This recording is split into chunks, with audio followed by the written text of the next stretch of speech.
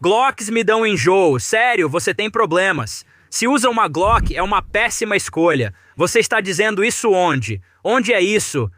Você está dizendo que se eu usar uma Glock 45 Gen 6, isso te faz vomitar. Mas se eu usasse algo como a CZ P10C, aí tudo bem pra você. Quero dizer, você está falando sobre Glock. Isso aqui é quase indestrutível.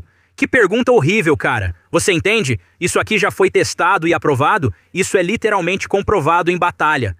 A maioria dos policiais usa isso, já os civis preferem Glock. Pergunta horrível.